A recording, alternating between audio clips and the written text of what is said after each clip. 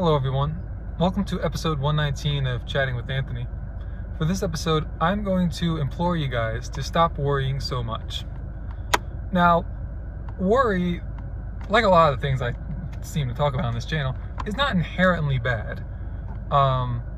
It really derives from anxiety, which isn't a pleasant emotion, but it's an emotion. It's a natural thing that we're going to feel, and it can lead to good. Let me put it like that.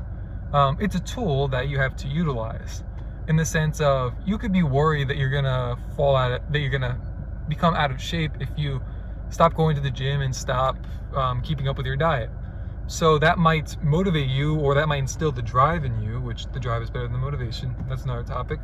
But that might cause you to continue to be on point with your diet and to continue to exercise regularly. So in that case, worrying really isn't bad, but it's a matter of are we dwelling on our worries? Are we going to just worry to no end? Are we worrying with a purpose, I guess you could say? Now, the manifestation of our actions, which would drive the change, is essentially exactly what would cause worrying to be good.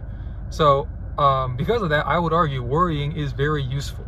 The problem is it's very complicated, in the sense of where's the fine line drawn. It's very easy to get caught up with it, as anxiety is all the emotions are technically strong if they hit you with enough of it, essentially. I guess you could also think of it like, this isn't the best example, think of it like alcohol, for example. If you have two beers, let's just say, and I know that these numbers probably aren't going to make sense if someone who's watching this understands how beer works. Let's say one of them has 10% alcohol, one of them has 20% alcohol. If you have, say, 3 of the 20% alcohol ones, you'll get about as drunk as if you had 6 of the other ones. But with the other ones, you get to drink technically twice the amount of beer. Or you could take, what would be a good way to put it? Like orange juice. And you could have 2 cups of orange juice, like 2 8-ounce cups. And then with one of them, you could dilute it with 8 ounces of water. You would get the same amount of calories and sugar from both glasses, but you get to drink more orange juice, quote unquote, the one diluted in water. In the same sense, we need to remember that that we have to be careful with how much worrying we are essentially doing. So something I know that helps me regulate how much worrying I'm doing is planning.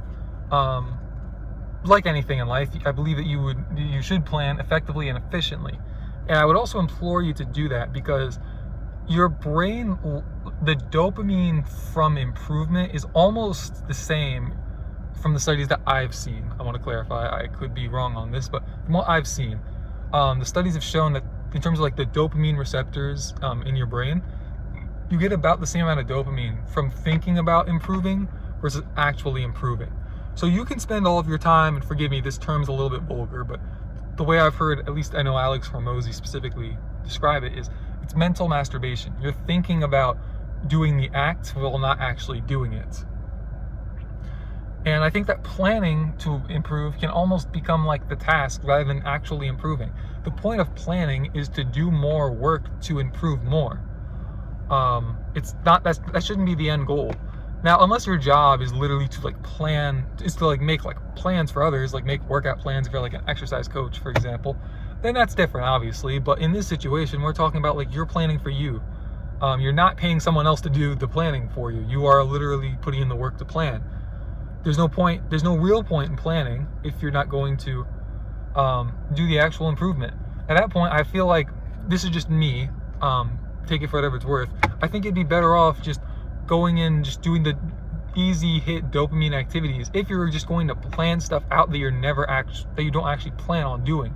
And when I say you don't actually plan on doing, I don't mean like you actually think you'll never do it, but I mean like kind of like when you concede the fight before you actually like give up, technically, where it's like you're planning stuff out but you're not actually doing it. I'd rather you just accept like what it is that you plan on doing and come back to planning when you're actually going to commit to attempting to improve. But again, that's just me. I would implore you to look more into this take that I just spewed specifically, but that's just how I see it. I believe that and I believe it's also a fine line, because I think that effectively and efficiently planning is one of the best ways to get what you want in life. Obviously, there's a lot of work that needs to be done, but making sure that you're working with a purpose, I think, is like an essential part of growth and improvement. Making sure that you're not just working in vain. We have a limited amount of time on this earth. Life is not guaranteed for any of us, so we want to be as effective and efficient with our time as we can.